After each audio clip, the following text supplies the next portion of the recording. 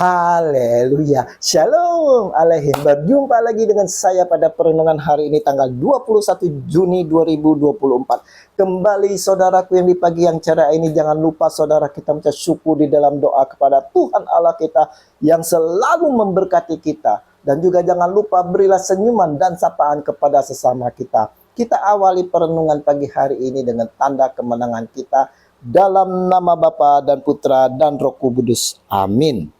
Kumpulkanlah bagimu harta di surga.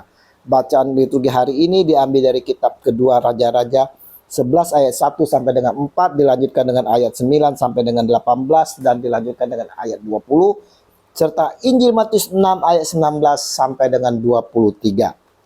Saudara-saudaraku yang terkasih di dalam kasih Kristus, suatu kali saudara, teman saya yang di luar sana, yang mana tahu kalau saya ini adalah Kristen saudara, namun memanggil saya Pak Haji sebagai penghormatan. Dia bertanya, apakah di dalam agama Pak Haji boleh mencari harta, mencari kekayaan? Lalu saya bertanya balik saudara, untuk apa cari harta dan kekayaan? Saudaraku yang terkasih, tidak dihindari di dalam kehidupan kita ini saudara, kita butuh bekerja untuk memenuhi kebutuhan kita, dan kita bekerja akan menghasilkan uang. Rasul Paulus mengingatkan kepada jemaat di Tesalonika, jika seorang tidak mau bekerja, janganlah ia makan. 2 Tesalonika 3 ayat 10. Kita boleh mencari saudara, tetapi bukan mengejar. Kita boleh mencari uang dengan bekerja, bukan harta, kekayaan, kemewahan, bukan saudara. Sang baginda kita Yesus Kristus pun di dalam Injil hari ini mengingatkan kepada kita sekalian, janganlah kamu mengumpulkan harta di bumi. Di bumi ngengat dan karat merusakkannya, dan pencuri membongkar serta mencurinya. Matius 6 ayat 19.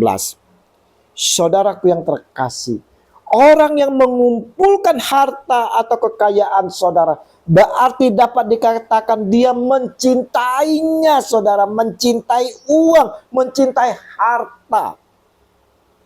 Ada tertulis, dengan bertambahnya harta, bertambah pula orang-orang yang menghabiskannya. Dan apakah keuntungan pemiliknya selain daripada melihatnya? Pengkhotbah 5 ayat 10. Artinya saudara, siapapun yang mencintai uang tidak akan pernah merasa cukup saudara. Siapapun yang mencintai kekayaan tidak pernah puas dengan penghasilannya. Hal ini pun tidak ada artinya saudara. Harta dan kekayaan bukanlah satu-satunya jaminan atau tujuan bagi kehidupan kita di dunia ini saudara. Dan harta dan kekayaan bukanlah jaminan untuk mencapai kebahagiaan. Nyatanya saudara, ada orang yang memiliki harta dan kekayaan yang melimpah, namun hidupnya tak bahagia. Why? Karena saudara selalu gelisah, tak bisa tidur, selalu memikirkan mau disimpan di mana semua harta itu agar aman, tidak dicuri orang, tak ada ngengat maupun karat merusaknya. Maka kata Yesus saudara, tetapi kumpulkanlah bagimu harta di sorga.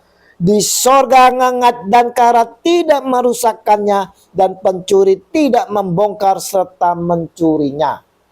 Matius 6 ayat 20. Lebih lanjut sang junjungan kita sampaikan, tetapi carilah dahulu kerajaan Allah dan kebenarannya, maka semuanya itu akan ditambahkan kepadamu.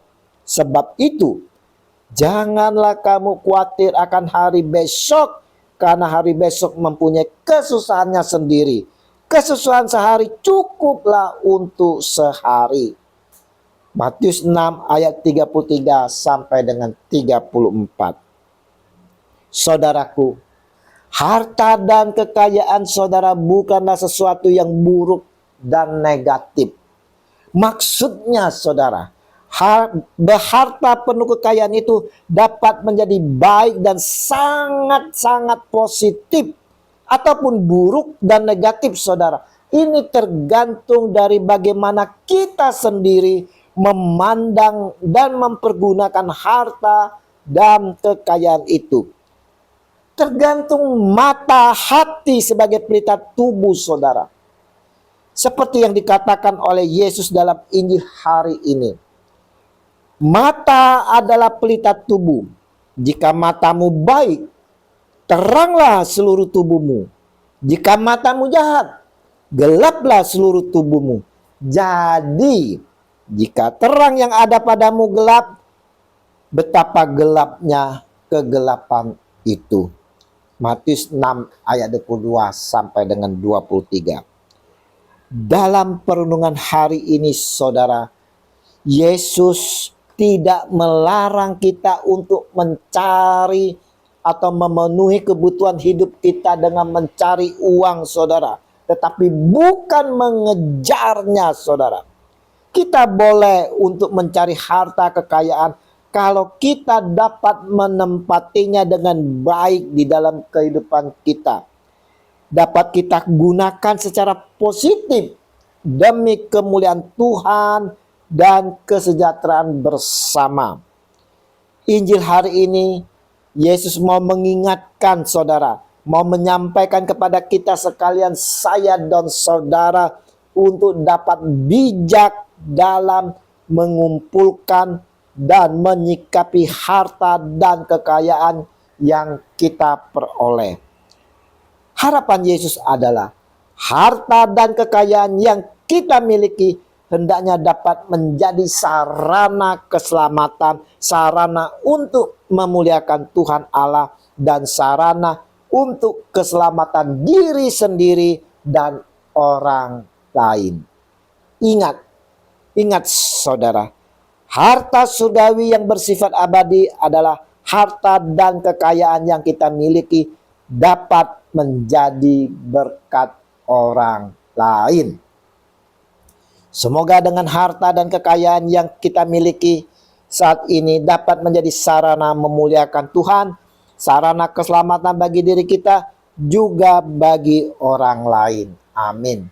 Dalam nama Bapa dan Putra dan Roh Kudus. Amin. Shalom Alaikum.